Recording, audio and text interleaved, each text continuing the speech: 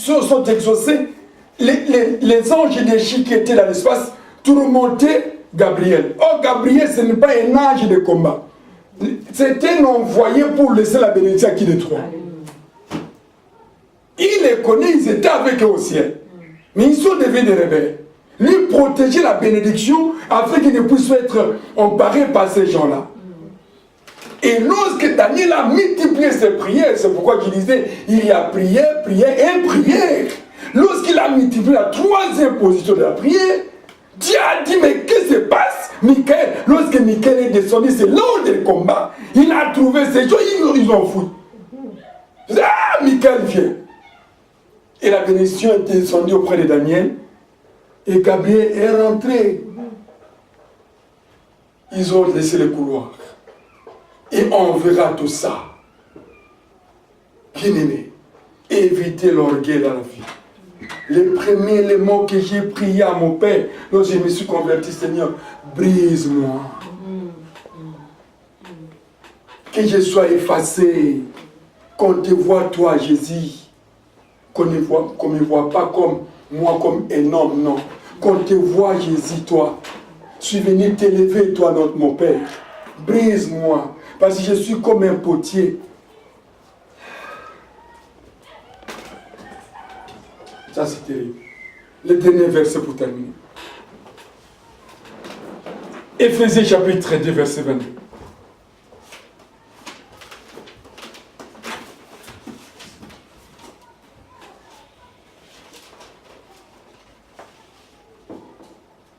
Éphésiens 2, 22.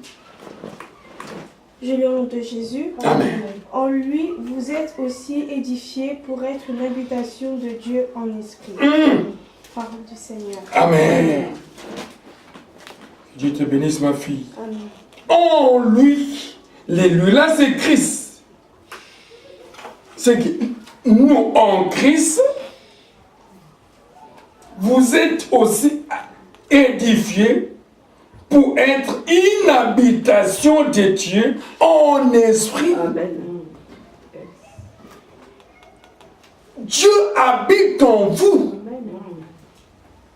Et c'est pourquoi Paul dit dans Galates, ce n'est plus moi qui vis. Il faut dire que ce n'est pas le pasteur José qui vit, mais c'est Christ qui vit dans le pasteur José. Ah! Lorsque tu commences à dire comme ça, et si je parle, ce n'est plus moi qui parle, mais c'est Christ qui parle en moi. Le péché sera loin de toi. Et tu vas commencer à marcher dans la crainte de l'Éternel. Parce qu'en lui, il a fait pour nous son habitation. C'est Christ habite en nous. Son habitation en esprit, pas corporellement. En esprit, Christ est en nous. Et Christ est en nous, c'est l'espérance et la gloire. Bien, nous confessons très bien ce verset, mais on doit quand même vivre à la lumière des Écritures et diagnostiquer ces versets et se conformer à ces versets afin que nos vies soient une vie céleste. Alléluia. Amen. Une vie qui transforme et qui change. Une vie qui reflète Jésus. Pour terminer par ce témoignage.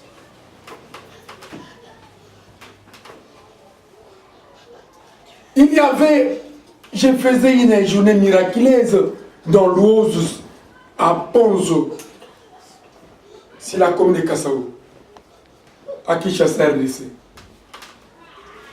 Et pendant la prière, j'ai demandé à tout le monde de fermer les yeux. Lorsque les hommes de Dieu disent ferme les yeux, ça dit, ils voudraient que tu sois en communion avec Dieu. Tu ne sois pas dans la distraction. Parce que lorsque tu ouvres les yeux, tu verras que le pasteur avec sa Bible. Mais lorsque tu fermes les yeux, tu es en communion avec Dieu, tu ne vois aucune autre créature. Il n'y a que Christ devant toi. J'ai dit à ma fille, elle est vivante, ma fille Marie-Noël, ferme les yeux et me regardait comme ça. Je dis, ferme les yeux. C'est le temps de la prière. Elle me regardait comme ça. Je dis, bon, ça va, merci. Tu verras celui qui m'a envoyé. Aussitôt que j'ai levé mes mains, prié Dieu, il a vu une lumière l'a frappé dans les yeux. Elle a commencé à pleurer. Moi, je ne savais pas. Et dans cette lumière, lui-même a vu un homme tout en blanc me tenir dans les épaules et me pousser pour prier pour les gens. Elle a eu le courage encore. En disant, mais qui tient notre pasteur dans les épaules? Elle a écouté une voix très forte dans ses oreilles. Celui-ci, c'est mon serviteur. C'est moi qui agis à travers lui. Ce qu'il dit, vous devez mettre ça en application.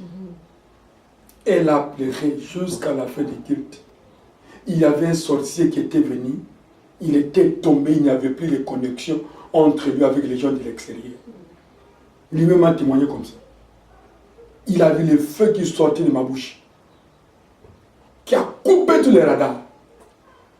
Et à la fin du culte, je suis parti se reposer. J'étais tellement fatigué. Le pasteur qui m'a invité, le pasteur Bola, c'est mon fils dans la foi, mais il est pasteur. Et mon oncle dans les charnels. Il a dit, papa, quand vous avez commencé, allez prier pour lui. Je dis, Seigneur, mets la paix à ta fille. Quel témoin c'est qu'elle aurait vu? Amen, amen. Elle a cessé de prier. Moi, je suis rentré, se reposer. J'attendais ce qui sortirait de sa bouche. Aussitôt qu'elle a commencé à témoigner, lui-même commence à pleurer. Elle a dit, j'ai peur même de regarder cet homme, a dit, de ses yeux. Je l'ai embrassé, j'ai dit, tiens ma fille, Dieu vous aime.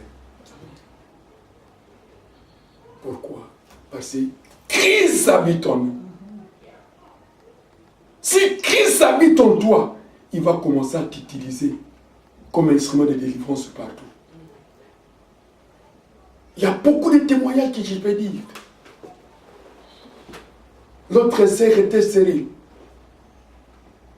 Et lorsque je l'ai prêché l'évangile, je suis rentré à la maison. 2 jours après, Dieu a porté ses corps tout en blanc, a porté mon corps et ma figure avait une tenue blanche et je tenais un bébé.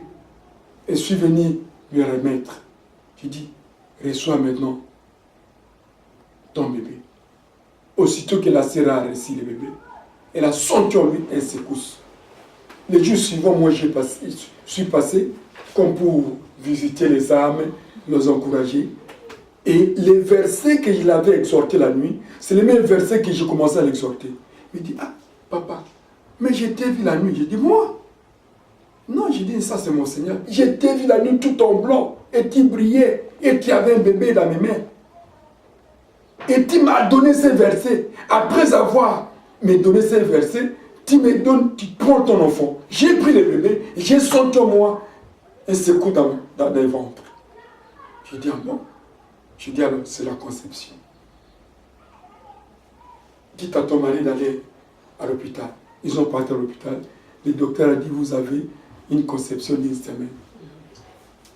Que le Seigneur vous bénisse. Amen.